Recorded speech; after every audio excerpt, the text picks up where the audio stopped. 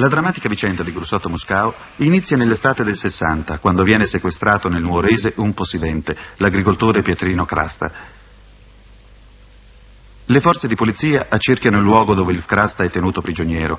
I banditi, prima di fuggire, uccidono l'ostaggio. Del delitto vengono accusati i fratelli di Graziano Mesina, il fuorilegge catturato nel marzo di quest'anno. Ma i Mesina, arrestati, scaricano la responsabilità su alcuni pastori di Orgosolo, tra i quali Moscao.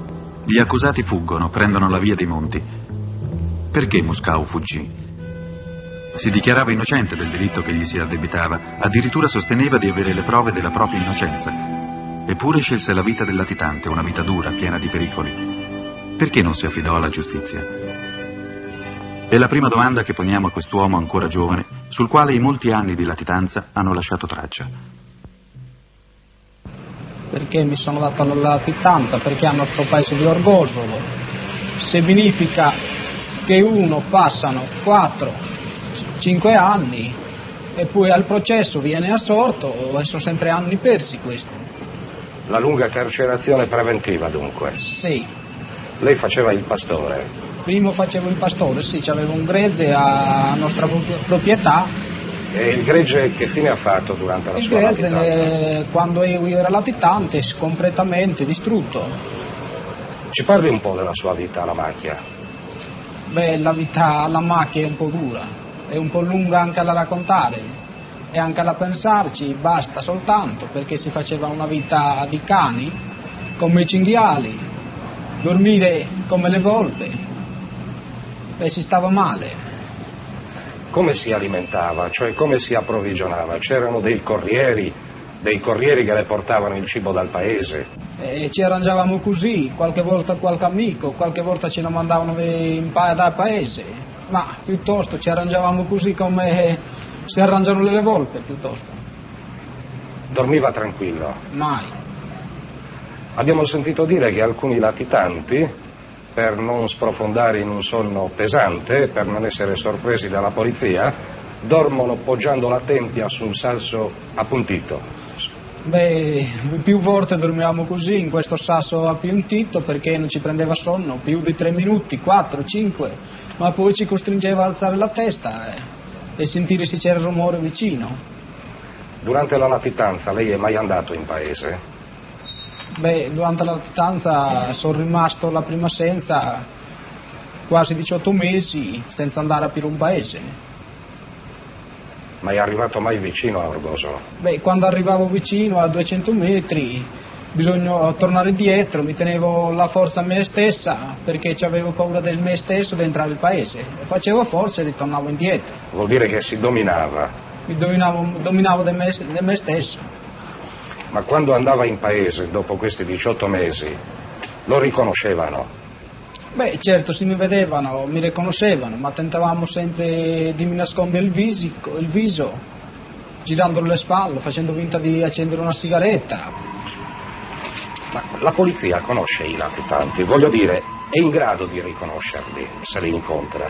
Ad esempio, a lei è mai capitato, durante la sua latitanza, di incontrare dei poliziotti e di non essere riconosciuto? Beh, a me mi è capitato poco, ma una volta mi è pure capitato, andando a un paese fuori, era una sera piovinosa, così. Scusi, un paese fuori Orgosolo, un altro paese? Un altro paese fuori di Orgosolo. Una sera piovigginosa? Piovigginosa, così. A un certo punto troviamo una camionetta affangata che slittava, che non si riprendeva. Una camionetta dei carabinieri? Della polizia, sì. A un certo punto loro hanno detto di dare una mano, gli abbiamo dato una mano e ci siamo finiti buonasera, grazie, ringraziando perché gli abbiamo dato questa mano. Suo padre è morto mentre lei era latitante. Lo ha visto sul letto di morte? Sì, mio padre è morto durante latitante, sì. Ma sul letto di morte lo ha visto? Non l'ho visto. L'aveva visto giorni prima? L'ho visto 2 giorni prima di morire. E lei ha capito, ha temuto in quel momento? Beh, ho capito forse che era l'ultima volta che lo vedevo. Durante la sua latitanza, uno dei Mesina, cioè uno della famiglia che aveva scaricato su lei e su altri la responsabilità del sequestro e dell'uccisione di Pietrino Crasta, viene trovato morto. Graziano Mesina crede, ora sappiamo a torto, che a uccidergli il fratello sia stato lei. Lei per vendetta personale, per vendicarsi dell'accusa mossale dai Mesina. A questo punto Graziano la cerca nei monti, deciso alla rappresaglia. Non trova né lei né i suoi compagni di latitanza. Cosa succede infine? Ce lo racconti lei. Che cosa succede? È successo che lui ha saputo che c'era mio fratello in questo bar, è andato a questo bar e ha ucciso mio fratello con una raffica di mitre che non aveva più una colpa, né io né lui. Come ha saputo dell'assassinio di suo fratello Andrea? L'ho saputo l'indomani, per mezzo il gadgettino, così. Cioè la radio? La radio c'aveva un transistor. Un transistor? Sì, alle ore 14 ascoltavo sempre il gadgettino. Ascoltando il gadgettino ho sentito che avevano ucciso mio fratello dentro questo bar. Ascoltando alla radio la notizia dell'uccisione di suo fratello Andrea, non le è venuto istintivo il pensiero di vendicarsi ammazzando Graziano Mesina?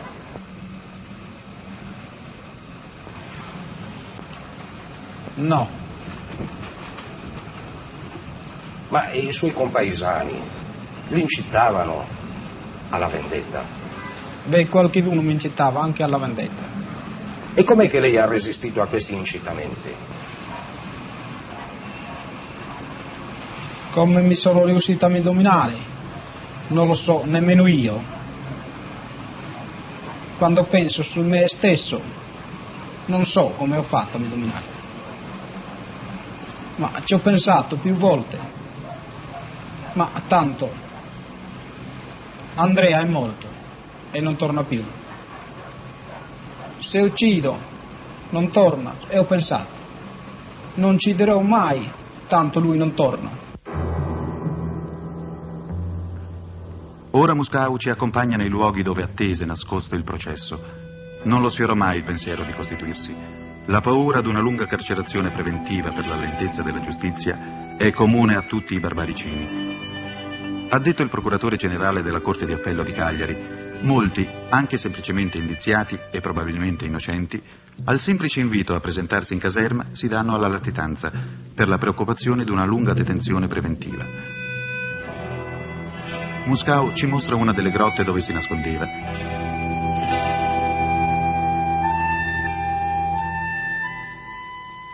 Rimase alla macchia 4 anni. Finalmente s'arrivò al processo. L'avvocato Pietro Mastino, uno dei più grandi penalisti sardi, fu il difensore di Muscau. Il processo ebbe a risolversi, secondo me, con una affermazione di vera giustizia, perché Giuseppe Muscau, noto Grussotto, fu dichiarato assolto perché non aveva commesso il fatto che gli veniva attribuito. E io do a questa formula di assoluzione, non avere commesso il fatto, una interpretazione assoluta, radicale.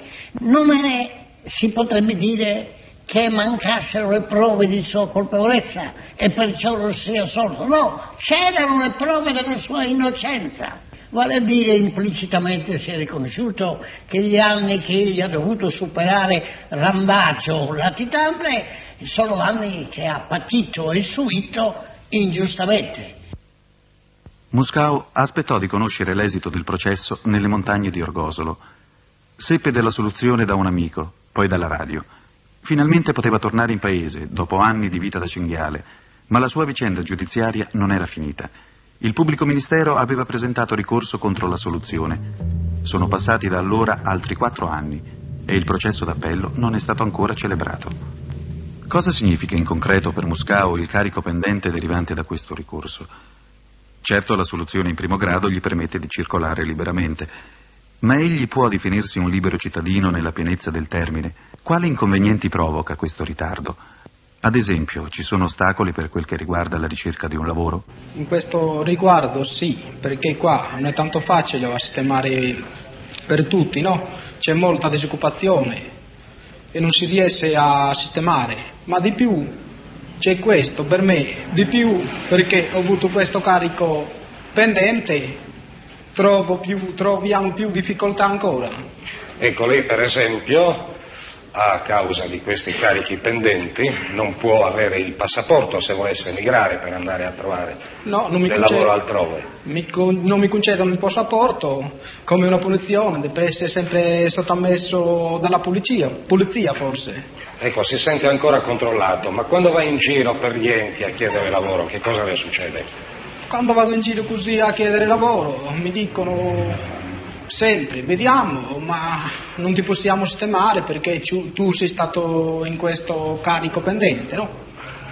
Cioè, a 8 anni dal fatto, il processo continua, c'è stata una soluzione con formula ampia, ma si attende il processo d'appello e lei continua ad essere ancora, malgrado il riconoscimento della sua innocenza, continua ad essere un cittadino di serie B. Il processo nel quale è coinvolto Muscao si trascina così da 8 anni. È un fatto eccezionale qui a Nuoro? Certamente no, e il motivo si fa presto a individuarlo. Mancano i giudici. Nella valutazione obiettiva del procuratore generale della Corte d'Appello di Cagliari, il numero dei giudici doveva essere aumentato a Nuoro da 7 a 13. Ed ecco le misure adottate in corrispondenza alle più recenti ondate di criminalità. Soppresso un posto di presidente di sezione, il numero dei giudici diminuito da 7 a 5, il numero dei sostituti procuratori ridotto da 3 a 2. Al 31 agosto di quest'anno si innalzavano a pila nell'ufficio dell'unico giudice istruttore di Nuoro 25 fascicoli processuali per omicidio, 7 per sequestro di persona, 16 per tentato omicidio, 22 per rapina, 4 per tentata rapina, 3 per estorsione e 6 per tentata estorsione. Tutto questo lavoro sulle spalle di un solo giudice, e sono istruttorie difficili per l'ambiente particolare in cui si svolgono. Adesso io le voglio fare un'altra domanda. Un latitante che ha una esperienza simile o quasi simile alla sua mi raccontava che finché era nei monti, temuto, godeva così dell'aiuto di tutti e poi una volta che è stato assolto ha sentito un po' il vuoto intorno a sé. È successo anche a lei qualcosa del genere? Beh, mi è capitato anche a me, perché quando era fuori tutti mi avvicinavano perché... Fuori vuol dire fuori alla macchia? Latitante, no? E forse gli facevo comodo, oppure avevano paura loro e ricercavano di si avvicinare a me come una guardia, penso io. Ma dopo che io sono rientrato al paese non si è avvicinato più nessuno. Quando sentivano forse il mio nome più si allontanavano, no? E se qualcuno mi avvicinavo per motivo di mi dare un posto di lavoro, quello si allontanava anche di più ancora. Cioè, finché lei era un bandito, godeva della considerazione generale? Sì. Nel momento nel quale una corte d'assise l'ha dichiarata galantuomo, questa considerazione... Io non l'ho avuto più, me l'hanno levata.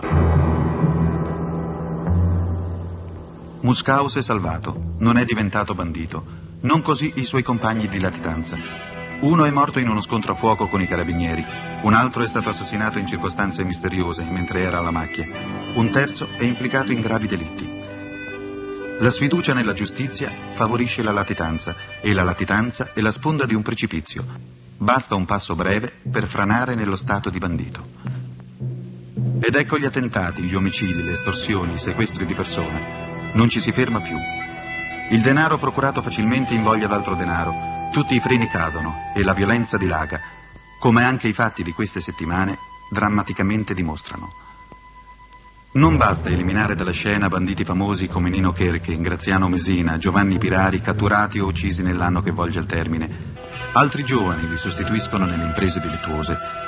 Certo, perché il banditismo finisca, la riorganizzazione dei servizi giudiziari non è essa da sola il rimedio magico. Questo comunque è uno dei passaggi obbligati. Oggi a Nuoro 2 magistrati in più potrebbero talvolta significare un latitante in meno.